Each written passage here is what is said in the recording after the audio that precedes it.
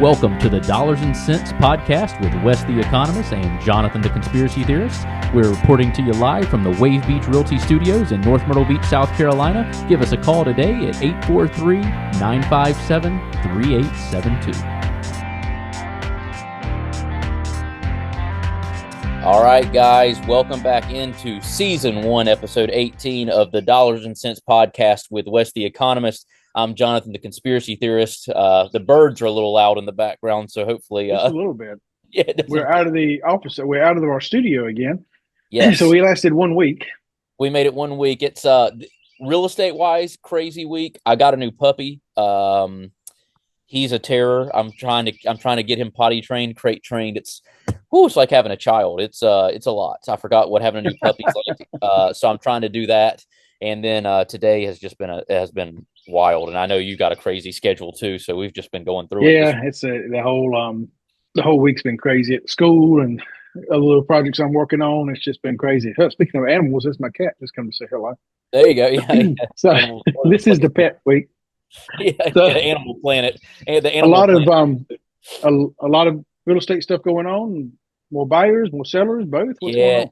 Yeah, it's ramping up, buddy. More buyers. I actually just locked down 3 more houses that I'm buying to flip. So that happened this week.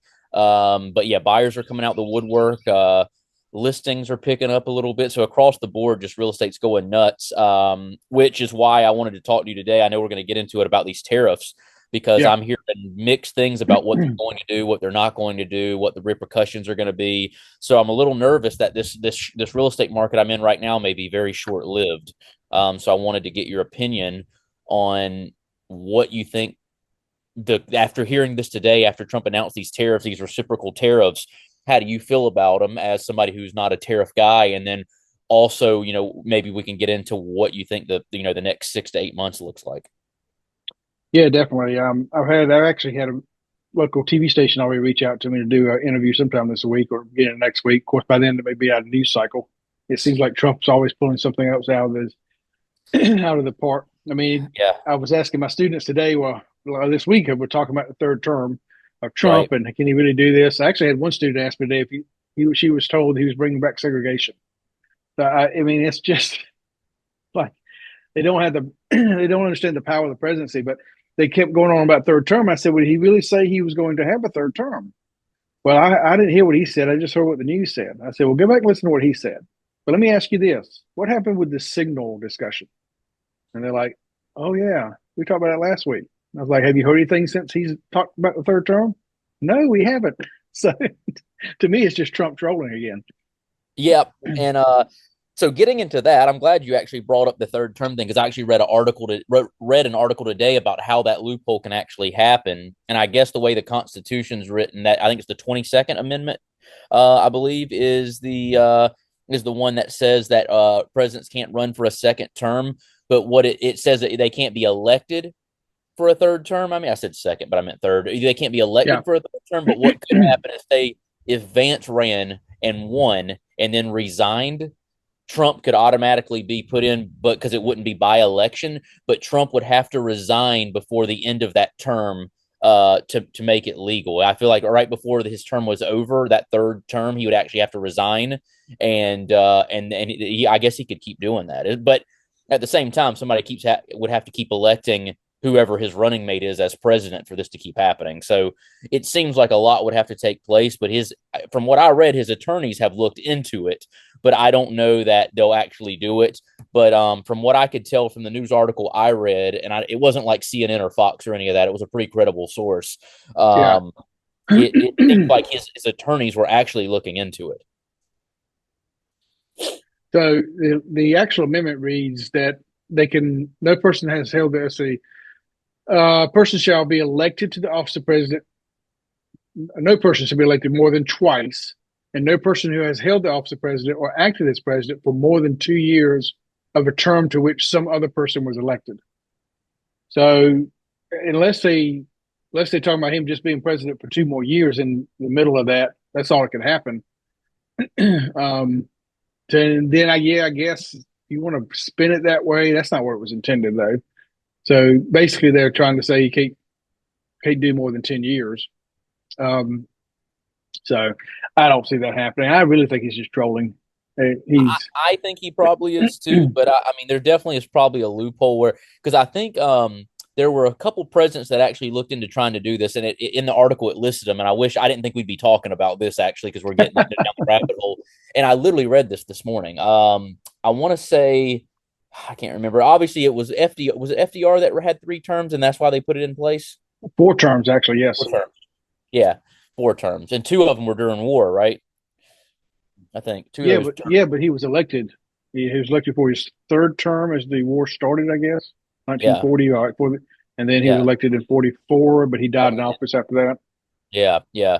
So there, and then I want to say Reagan actually said it was unconstitutional because it goes against like the people getting to choose who they want in office. I'm pretty sure Reagan actually said it was that he wasn't a fan of that being put in place because basically if the people want to keep voting the same person in, obviously if they vote them in, there shouldn't be a term limit as long as it's voted. So I guess you could look at it both Yeah, ways. you can't say it's not against. You can't say it's unconstitutional though, because it literally is part of the Constitution.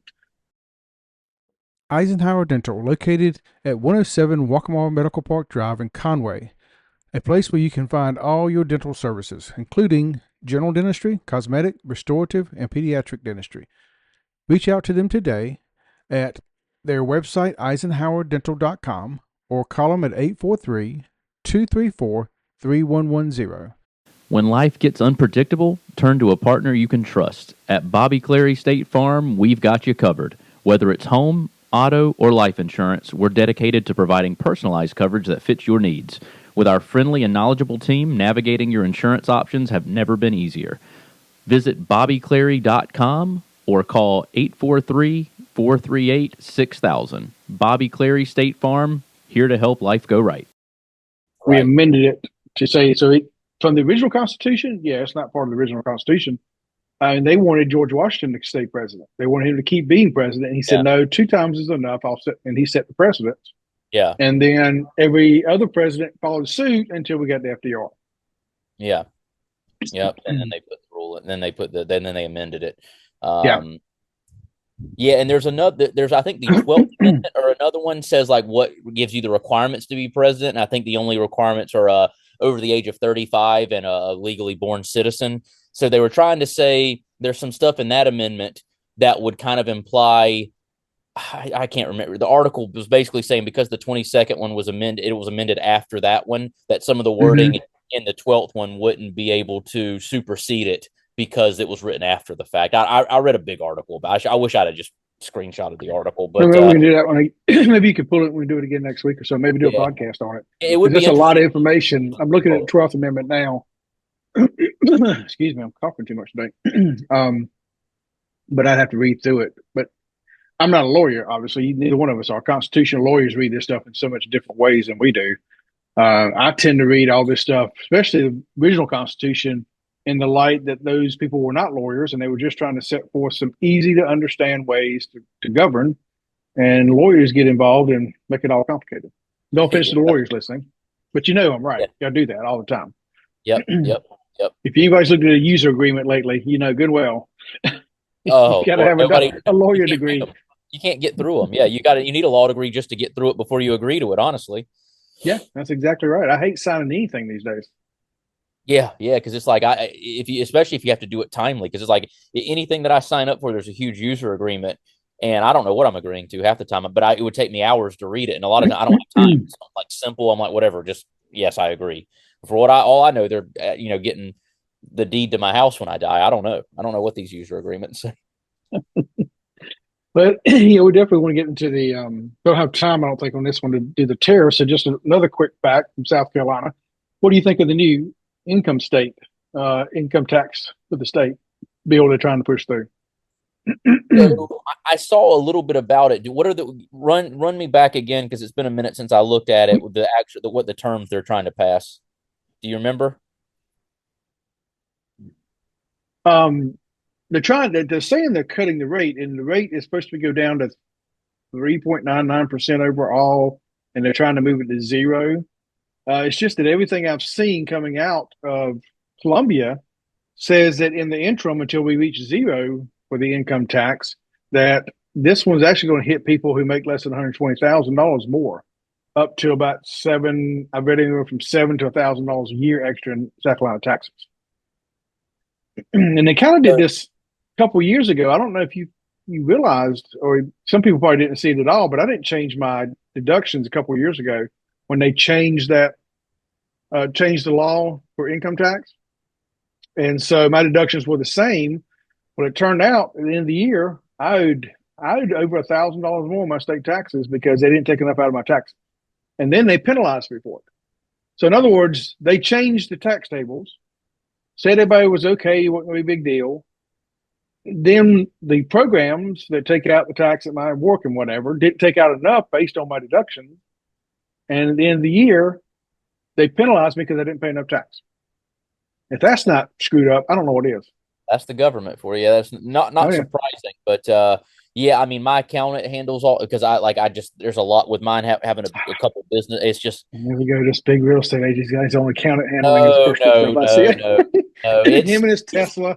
Oh, geez, here we go. Here we go. I mean, you run a couple of businesses though. I mean, I don't know enough about the tax code to do my I've never made any money, so it doesn't really matter.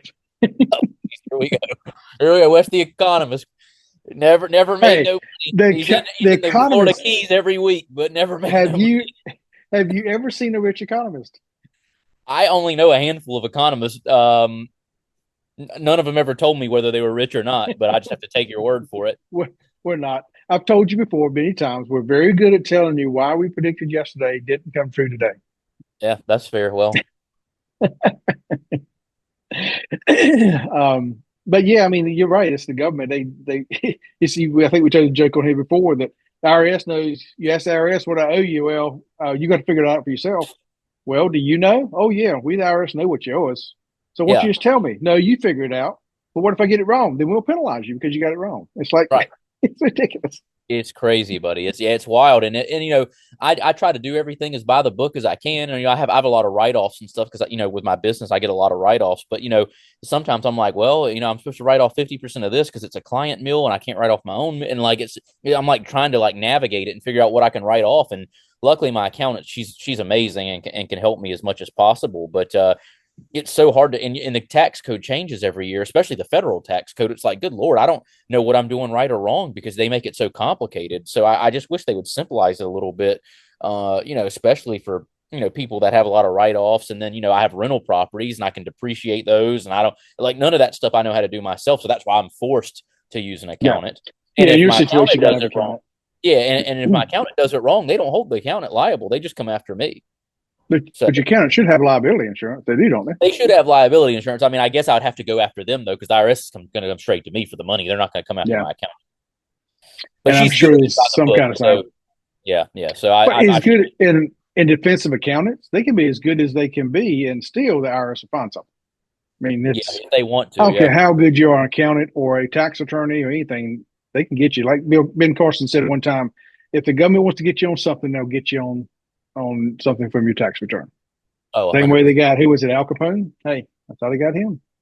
Yeah, they would have never touched him if he wasn't, so high profile. To work that hard and I think he ended up dying of syphilis in prison, which is a rough way to go out because they didn't have a cure for it back then. Wow. I'm pretty sure that's how he died. Yeah, it actually, because he had syphilis, you couldn't cure it back then, but if you have it long enough, it actually starts to cause brain issues. It goes to your brain, and he died of brain issues while he went completely senile while serving a sentence for. I actually think he got out of prison for tax evasion, but he was so senile by that point he went and died alone with some family members in a house or something.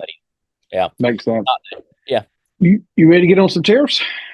Yeah, I guess we'll wrap this up. We'll get back to this and talk more about the loopholes. I'll go back to that article, do a little more research, but we'll wrap this episode up and get on to tariffs. That sounds good. We'll see you next time. See you guys next time. Happy New Year. And as we get the year started, let's get your financial picture in focus by getting a budget and getting those spending habits looked at. Reach out to me at coachwesc@gmail.com and we'll get you off to a good start.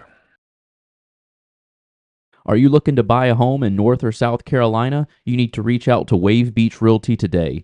We are a family-owned company with over 10 years of experience in North and South Carolina and operate along the Grand Strand. Give us a call today at 843-957-3872. That's 843-957-3872.